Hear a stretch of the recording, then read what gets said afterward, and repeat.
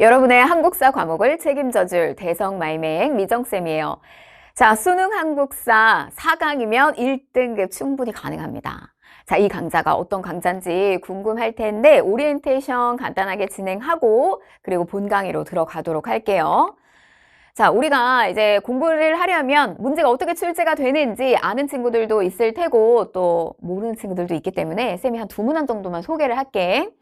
자, 2026학년도 수능 한국사 문제인데 이거 무려 3점짜리다. 자, 근데 봐봐. 여러분 충분히 1, 2학년 때 배웠던 내용으로 풀 수가 있어요. 자, 가 통치 시기에 있었던 사실로 옳은 것을 골라라. 일제강점기라고 준다.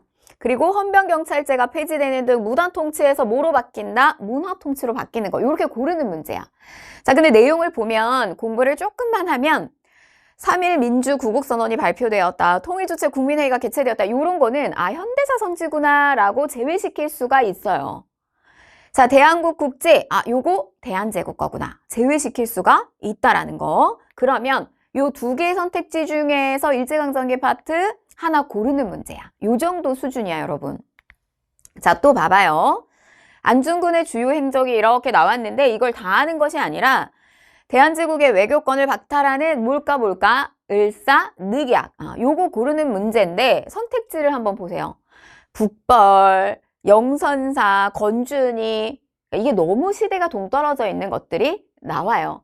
그래서 정답 1번 이렇게 골라내는 정도가 3점짜리 문제라고 보면 돼요.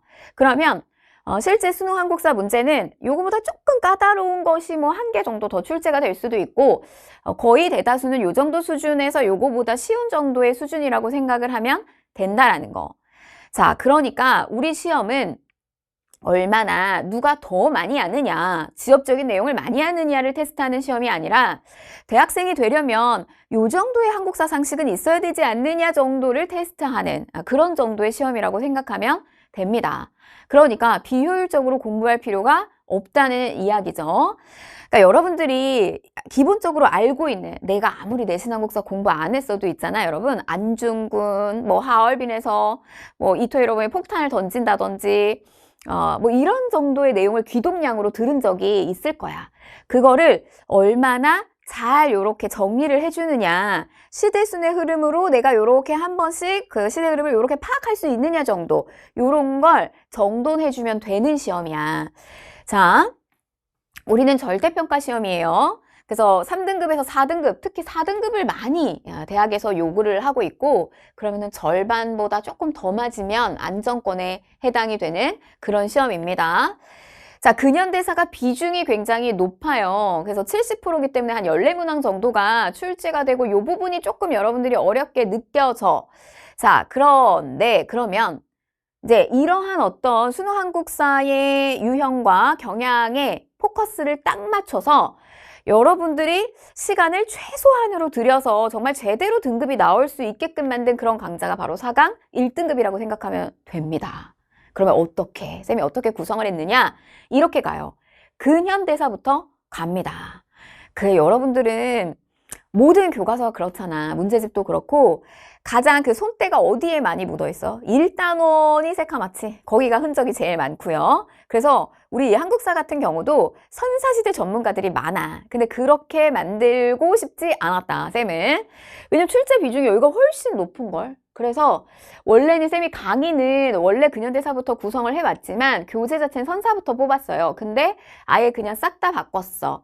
교재 자체도 여러분들이 복습을 할 때 제일 먼저 흥선대원군 잘 많이 나오는 이 근현대사 파트가 시선이 많이 가도록 구성을 했어요. 쌤이 어렵지 않게끔 끌고 갈 거야. 그래서 요렇게 순서대로 강의부터 교재까지 흘러간다는 거. 자, 그 다음에 정말 최소 학습량이지 4강으로 1등급을 확보시켜 드립니다. 역대급으로 정말 적은 강의량으로 정말 최고의 등급을 맞게 해주는 그런 강좌인데 쌤이 이렇게 확신할 수 있는 데는 이유가 있다. 자, 쌤 강의는 굉장히 학생들 몰입도가 높은 강의예요. 그래서 후기로도 그런 이야기들을 많이 남겨주는데 이게 되게 빠르게 진행되다 보면은 아무래도 좀 여러 그 맥락이라든지 이해 부분을 소홀히 하기가 쉬운데 쌤은 이 부분을 버리지 않으려고 노력하는 강사야. 그리고 그렇게 강의를 구성을 많이 하려고 해요. 자, 그래서 후기로 조금 보여드리면 많은 후기들이 있지만 이게 작년 강의고 쌤이 강좌명이나 이런 걸 리뉴얼했기 때문에 좀 다른 표현이 들어가 있지만 똑같아요. 뭐 6강짜리 압축 강의야. 그래서 흩어진 퍼즐이 하나로 맞춰진 시간이었고 흐름이 너무 잘 보인다. 단순한 게 아니어서 좋다. 뭐 이런 이야기들. 왜 더 일찍 듣지 않았을까 하는 아쉬움이 있었다. 지금 이 영상을 본다면 지금부터 해.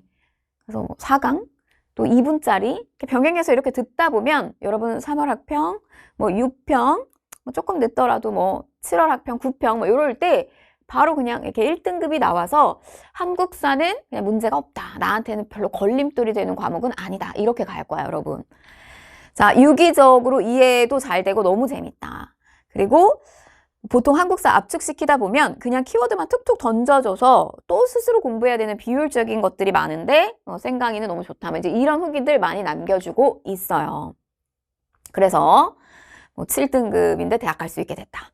한국사 알러지가 있는 친구들 많지? 1등급 만들어 줄게요, 여러분. 자, 그래서 이렇게 한국사에 어려움을 겪었던 친구들도 쌤 강의를 듣고 극복한 사례들이 많기 때문에 여러분들이 잘 쫓아오면 된다는 거. 자, 그 다음에 이제 교재는요, 시험에 필요한 것만 이렇게 딱 한 권에 담았습니다. 그래서 불필요한 거 다 제거시켰고, 너무 예쁘게 이렇게 심플하게 얇죠. 이 얇다고 해서 무시하면 안 되고 여러분들이 정말 나오지 않는 출제 비중이 너무 적은 것들의 시선이 조금이라도 가지 않게 하기 위해서 시간이 없잖아. 여러분들이 한국사까지 할 시간이. 그래서 그런 비효율적인 것들을 싹 다 제거시키고 아주 엑기스만 남긴 그런 교재라고 생각을 하면 되겠어요. 자, 그래서 보면 흥선대원군부터 시작이 되고 흐름이 쭉 진행이 되면서 뭐 여기 2분 3등급 핵심 키워드까지 들어가 있는데 이 교재 같은 경우는 여러분들이 이 교재 한 권을 가지고 쌤이 개강해 놓은 이제 뭐 다른 한국사 수능 강의들까지 같이 들을 수 있게끔 그렇게 구성된 교재라는 거. 그래서 수능 직전에 가져가야 되는 그리고 마지막까지 한 번 더 복습하는 그런 마지막 어떤 단 하나의 교재라면 요거 원패스 교재 하나면 충분하다는 거. 그 단순하게 개념을 나열하지 않았어요, 여러분. 요렇게 구조화 시켜놨고 또 사료를 볼 때 핵심 키워드를 고르는 게 굉장히 중요하거든. 그래서 그런 것들 훈련할 수 있게끔 그리고 기출문제도 볼 수 있게끔 요렇게 올인원으로 구성된 그런 교재입니다.